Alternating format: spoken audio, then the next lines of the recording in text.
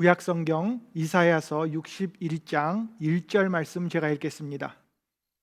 주 여호와의 영이 내게 내리셨으니 이는 여호와께서 내게 기름을 부으사 가난한 자에게 아름다운 소식을 전하게 하려 하심이라. 나를 보내사 마음이 상한 자를 고치며 포로된 자에게 자유를, 갇힌 자에게 노임을 선포하며. 오늘은 크리스마스입니다. 게다가 이번 크리스마스가 주일과 겹쳐서 우리는 성탄주일로 예수님의 탄생을 축하하며 하나님 앞에 감사와 찬송의 예배를 지금 드리고 있습니다. 아마 크리스마스를 싫어하는 사람은 거의 없을 것입니다. 매년 이때가 되면 많은 사람들이 이 크리스마스를 기다리면서 또 즐거워하면서 그리고 선물을 기대하고 있습니다. 제가 어렸을 때에 이제 크리스마스 선물 중에서 가장 좋았던 것은 아무래도 어려서 그런지 먹을 것이었습니다. 그래서 크리스마스 날 아침에 이렇게 눈을 번쩍 뜨고 일어나 보면 머리맡에 작은 상자가 하나 있습니다. 부모님께서 준비한 그 상자였는데 그 안에는 여러 가지 종류의 과자들이 들어가 있습니다. 평소에 잘 먹지 못하던 아주 비싼 종류의 그런 과자들이 하나 가득 차 있어서 그것을 동생들과 나눠 먹으면서 얼마나 기뻐했던지 행복했던지 모릅니다. 그리고 이제 제가 부모가 되어서 이제 저희 아이들의 선물을 준비하는데 이것은 아주 쉬운 일이 아니었습니다. 아마 지금 생각에 큰 아이가 6살 때 그리고 둘째가 4살 때 그때 해주었던 선물이 아주 지금도 기억에 생생합니다. 6살짜리 아들에게는 옷하고 신발을 준비했습니다. 이 녀석이 자고 일어나면 그냥 키가 쑥쑥 커서 언제나 옷과 신발이 필요했었기 때문입니다. 그런데 반대로 이 4살짜리 여자아이에게는 장난감 이 셋을 사줬는데 하나는 헤어드라이어 그리고 또 하나는 뮤직박스였습니다.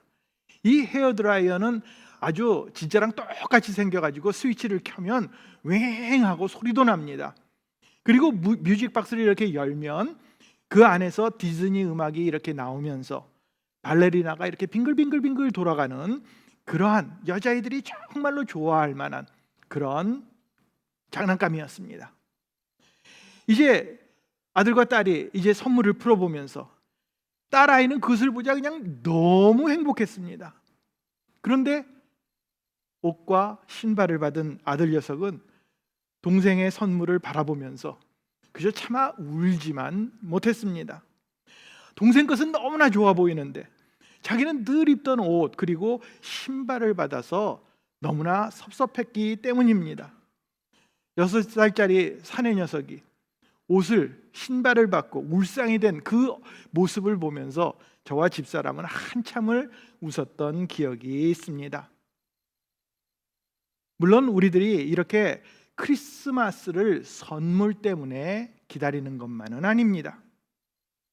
하지만 사실상 우리는 이 성탄절에 가장 귀한 것을 선물로 받았습니다. 그 선물이 무엇입니까? 그것은 하나님으로부터 받은 이 땅에 구세주로 오신 예수 그리스도입니다.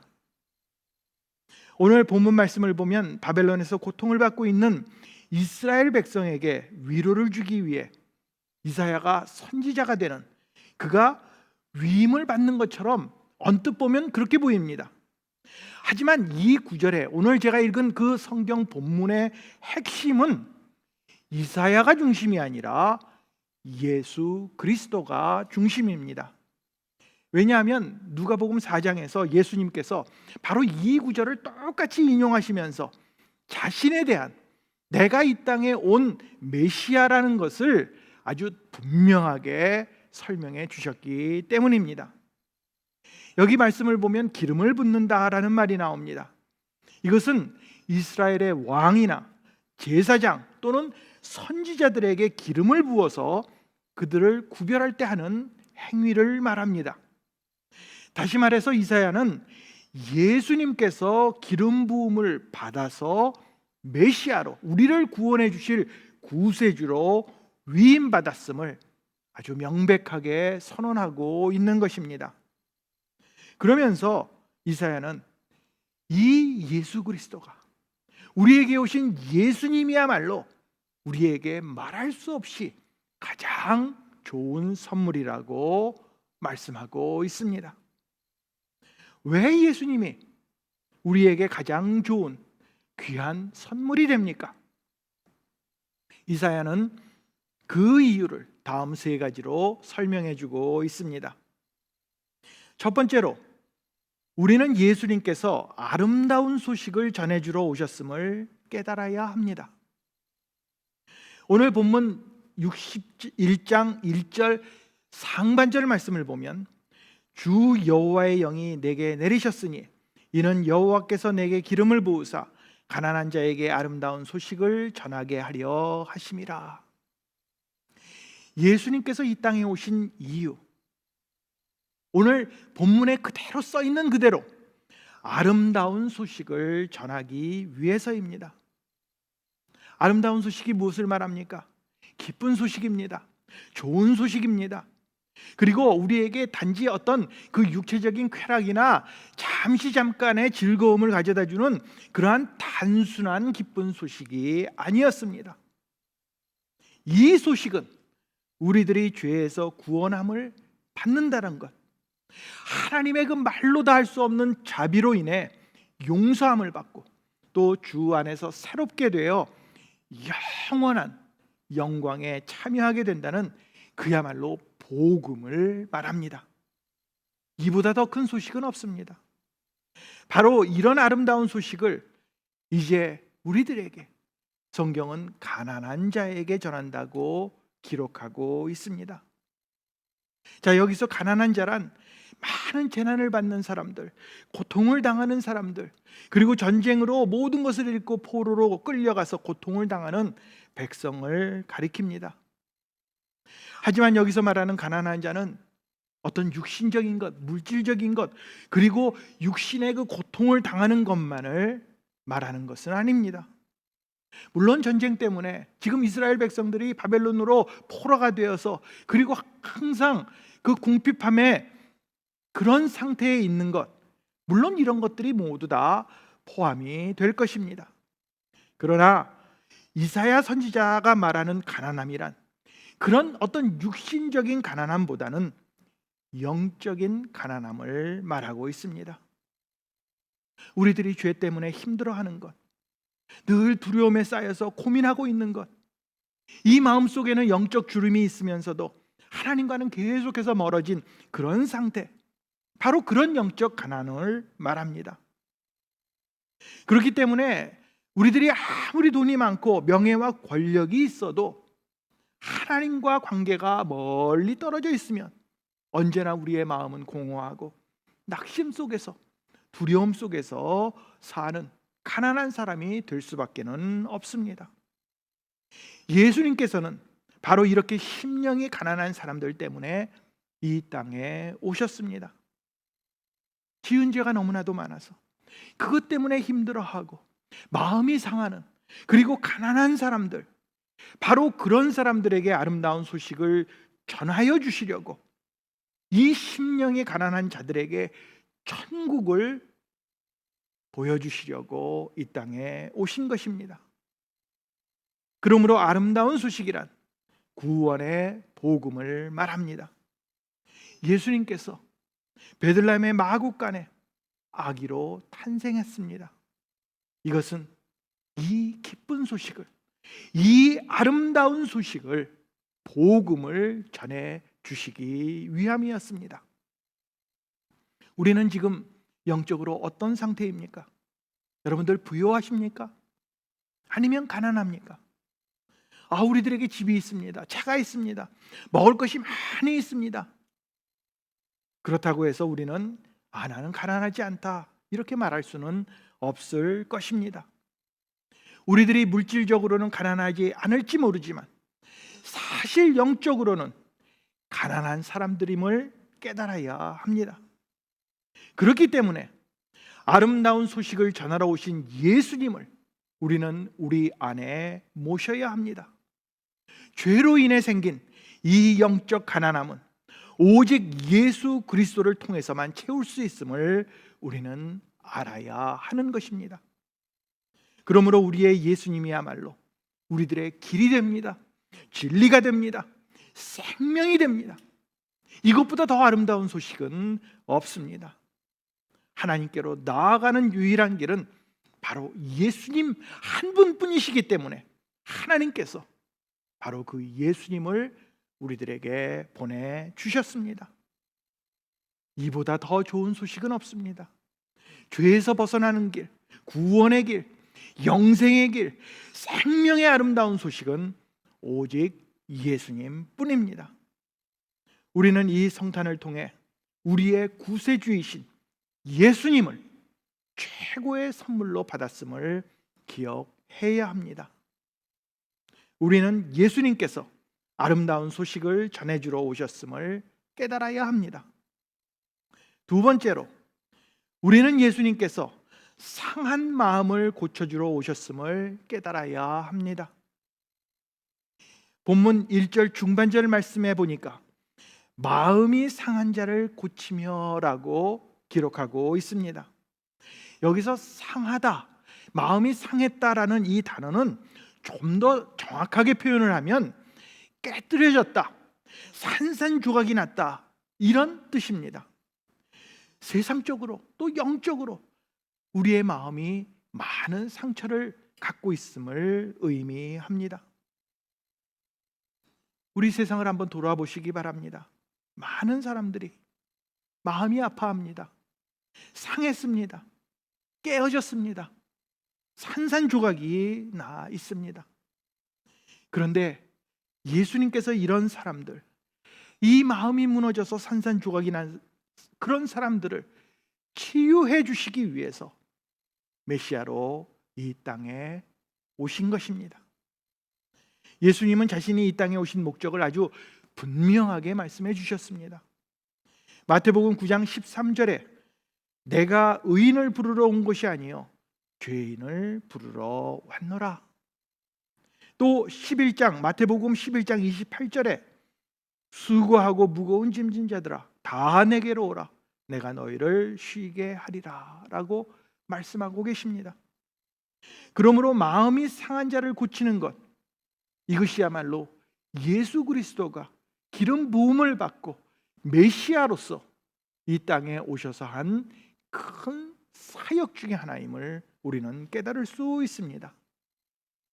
그리고 이 한글 성경을 보면 이제 마음이 상한 자를 고친다, 고쳐주신다 이렇게 아주 간단하게 표현하고 있지만 이 원문을 보면 여기 이 고치다라는 말은 이 마음이 상한 자를 싸매어준다, 묶어준다 이런 의미로 표현하고 있습니다. 이 묶는다라는 것, 무엇인가를 아주 단단히 싸매는 것을 말합니다. 주로 이 상처난 부위를 붕대 같은 것으로 이 감아주는데 사용되는 그러한 말입니다. 제가 이번에 눈 수술을 했습니다. 이 망막에 이 주름이 져가지고 이것 때문에 시력이 너무 나빠지고 또 모든 것이 이렇게 뒤틀어져 보입니다. 그래서 이것을 제거하는 수술을 했는데 수술은 그렇게 오래 걸리지는 않았습니다. 약 45분 정도 의사 선생님이 이 눈 안에다가 이 작은 세 개의 관을 꽂아서 그것으로 수술을 했습니다. 이제 수술이 다 끝나자 간호사들이 수술한 눈을 이제 안대로 감싸주고, 그리고 이 눈이 이제 충격을 받거나 이물질이 들어가면 절대로 안 되니까 이제 이 밴디지를 붙이고 붕대로 아주 꼭꼭 이렇게 붙여 주었습니다.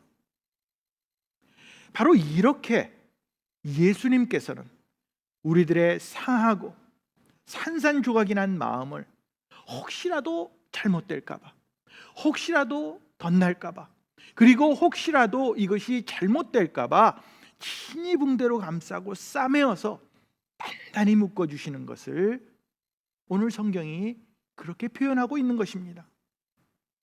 예수님은 우리의 마음을 고쳐주시기 위해서, 위로해 주시기 위해서 이 땅에 오셨습니다. 오늘은 성탄 주일인 동시에 또 올해의 마지막 주일입니다.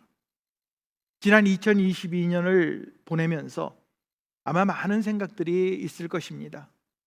지금 어려운 시기를 우리는 보내고 있습니다. 이제는 코비드뿐만이 아닙니다.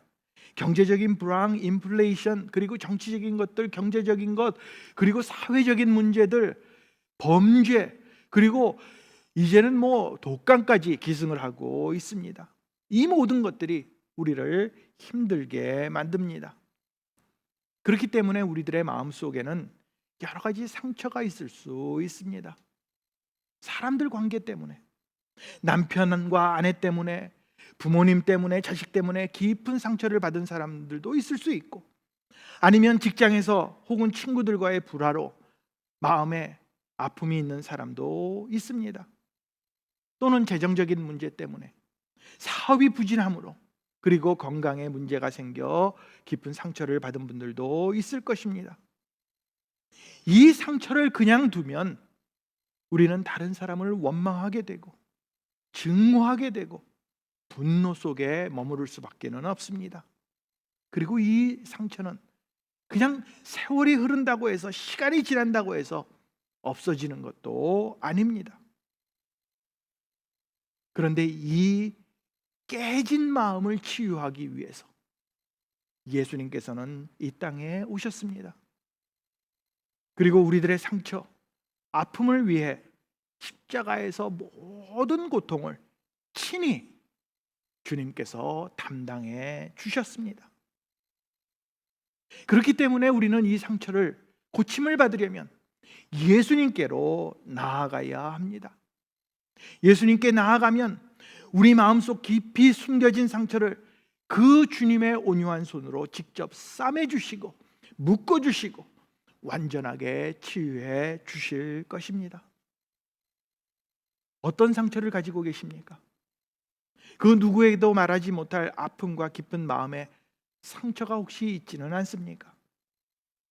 겉으로는 아무 일도 없는 것처럼 말하지만 그 무엇으로도 씻을 수 없는 깊은 상처와 아픔이 우리에게 있음을 우리 스스로는 잘 알고 있습니다. 그런데 이제 주님께 나아가면 우리는 고침을 받을 수 있습니다. 아주 열등감에 사로잡혀 있었던 삭개오도 예수님을 만나 치유를 받았습니다. 남편이 5명이나 있으면서 수치감 속에서 살던 그 사마리아의 여인도 예수님께 나아가 영원히 목마르지 않는 생수를 받았습니다. 예수님께 우리들이 나아가면 우리의 모든 아픔, 상처, 과거의 흔적들 우리는 다 없앨 수 있습니다.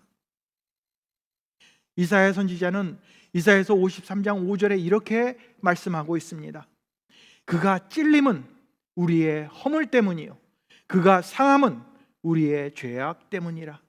그가 징계를 받음으로 우리는 평화를 누리고 그가 채찍에 맞음으로 우리는 나음을 받았도다. 어떤 상처든지, 어떤 고통이든지, 어떤 낙심이나 절망이든지 우리는 예수 그리스도의 십자가의 그 고통과 그 영광으로 우리는 고침을 받게 됩니다. 우리는 예수님께서 상한 마음을 고쳐주러 오셨음을 깨달아야 합니다. 세 번째로 우리는 예수님께서 자유함을 주러 오셨음을 깨달아야 합니다. 오늘 말씀 마지막 하반절을 보면 포로된 자에게 자유를, 갇힌 자에게 노임을 선포하며 이렇게 기록합니다. 예수님은 포로된 자에게 자유를 주시기 위해서 또 갇혀있는 사람들을 꺼내주시기 위해서 오실 것을 말씀하고 있는 구절입니다. 여기 갇혀있다라는 말은 묶여있는 것, 감금되어 있는 것을 말합니다. 쉽게 말해서 캄캄하고 좁은 감옥에 아주 꼼짝 못하고 갇혀있는 그런 상태를 말합니다. 여러분들 한번 생각해 보시기 바랍니다. 죄를 짓고 감옥에 갇혀있는 사람들, 전쟁에서 패해서 포로가 된 사람들, 혹은 노예로 살아가는 사람들, 그 삶이 어떻겠습니까? 아무런 소망이 없습니다. 감옥에 있는 사람들은 이제 감옥에 들어가게 되면 전에 입던 옷들은 다 뺏깁니다. 그리고 거기서 주는 죄수복을 입고 머리도 싹 밀고 어떤 자유함도 누리지 못합니다. 정해진 시간에 따라서 일어나고 주는 대로 먹고 그 어떤 소망도 가질 수 없습니다. 세상과 분리된 곳, 아무런 희망이 없고 늘 불안과 초조와 한숨만이 있는 그런 곳입니다. 또 전쟁을 치르다가 적군에게 포로가 되면 어떻게 됩니까? 그 전에 가지고 있던 모든 자유는 다 빼앗깁니다. 적이 죽이면 죽고 살리면 살고 먹이면 먹고 굶기면 굶고 힘든 일을 시키면 해야 합니다. 어떤 것도 내 마음대로 할 수 없습니다. 또 노예도 마찬가지입니다. 노예로 한번 팔려가면 일체의 자유를 상실하게 됩니다. 서 그러면 서야 되고 앉아 그러면 앉아야 되고 일하면 일을 시키면 일을 해야 되고 영원히 주인이 시키는 대로 하는 것이 노예입니다. 바로 이런 모습, 바로 이것이 우리들의 모습입니다. 우리는 죄의 종으로 사탄에게 묻혀서 갇혀 있었던 그런 사람들입니다. 그런데 그런 우리들에게 자유함을 주시기 위해서 예수님이 이 땅에 오셨습니다. 물론 우리들이 여기 계신 모든 분들 중에 한 분도 나는 감옥에 있는 죄수이다, 전쟁포로다, 노예이다 이렇게 생각하지 않을 수 있습니다.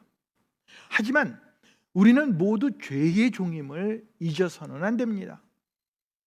예수님께서 요한복음 8장 34절에 이렇게 말씀하셨습니다. 예수께서 대답하시되 진실로 진실로 너희에게 이르노니 죄를 범하는 자마다 죄의 종이라. 우리 마음속을 들여보시기 바랍니다. 우리 안에 욕심과 탐욕이 있습니다. 교만함이 있습니다. 남을 얕보는 마음이 있습니다. 더러움도 있고 방탕함도 분명히 있습니다. 이뿐 아니라 우리에게 시기와 분쟁하는 마음, 이런 것들이 늘 있음을 우리는 잘 압니다. 이렇게 죄 가운데 살아갑니다. 그런데 죄의 포로가 되어 노예처럼 사는 우리에게 참된 자유를 주시기 위해 예수님은 이 땅에 메시아로 오셨습니다. 우리를 건 죄에서 완전히 회복시켜서 그리스도 안에서 이제 새로운 삶을 살도록 만들어 주신 것입니다. 이제는 예수님을 구주로 모시고 예수님과 동행하는 삶을 살면서 하나님의 자녀로 새로운 신분으로 살아가도록 그렇게 만들어 주셨습니다. 그러므로 이제는 그 어떤 것들로부터 노예가 되지 않도록 하나님께서 우리를 붙들어 주십니다. 죽음도, 죄도, 율법도, 양심도, 가난도, 질병도, 그 어떤 것들도 더 이상 우리를 노예로 삼지 못합니다. 예수 그리스도 안에서 우리는 참된 자유함을 누리게 된 것입니다. 사도 바울은 로마서 8장 1절 2절에 다음과 같이 말씀합니다. 그러므로 이제 그리스도 예수 안에 있는 자에게는 결코 정죄함이 없나니 이는 그리스도 예수 안에 있는 생명의 성령의 법이 죄와 사망의 법에서 너를 해방하였음이라. 예수님으로 인해 우리는 자유함을 누리게 되었습니다. 예수님으로 인해 사망으로부터 노임을 받게 되었습니다. 예수님으로 인해 우리는 율법으로부터 해방된 것입니다. 이것이 바로 예수님 안에서의 자유함이고 풍성한 삶입니다. 우리는 예수님께서 자유함을 주러 오셨음을 깨달아야 합니다. 오늘은 우리들이 기뻐하면서 만나는 사람들마다 메리 크리스마스 이렇게 외치는 성탄절입니다. 하지만 이날은 단순히 선물을 나누고 그동안 떨어져 있던 식구들을 만나며 먹고 마시는 그런 할러데이가 아닙니다. 예수님께서 인간의 몸을 입고 이 땅에 탄생하신 날입니다. 예수님께서 이 땅에 오신 그 이유는 아주 분명합니다. 가난한 자들에게 아름다운 소식을 주시기 위해 예수님은 오셨습니다. 죽은 자를 살리기 위해 예수님은 오셨습니다. 상처난 사람들에게 치유함을 주시기 위해 예수님은 오셨습니다. 포로된 자, 갇힌 자를 자유케 하기 위해 예수님은 오셨습니다. 슬픔과 근심에 빠진 자들에게 위로를 주시려고 기쁨의 소식, 구원의 소식을 주시기 위해 예수님은 마구간의 아기 예수님으로 오셨던 것입니다. 오늘 이 시대의 사람들 모두가 다 아주 좋아 보입니다. 다 괜찮아 보이고 부유해 보이고 건강한 것처럼 보입니다. 하지만 사실은 깨어진 마음, 상처난 마음, 절망 가운데, 죄 가운데 자유함 없이 살아가고 있습니다. 좋은 집이 있고 좋은 것을 쓰고 그리고 맛있는 것을 먹으면서도 감옥과 같은 인생을 살아갑니다. 바로 그런 이 시대와 가난한 사람들을 위해 예수님은 메시아로 이 땅에 오셨습니다. 오늘 성탄절 아침 우리는 이 크리스마스의 주인공이신 예수님 때문에 기뻐하고 감사해야 할 것입니다. 이보다 더 좋은 선물, 이보다 더 아름다운 소식은 없습니다. 이렇게 예수님을 크리스마스의 주인공으로 삼으며 올 한 해를 이제 주 안에서 감사와 찬송으로 마무리하시는 저와 여러분들이 되시기를 예수 그리스도의 이름으로 축원을 드립니다.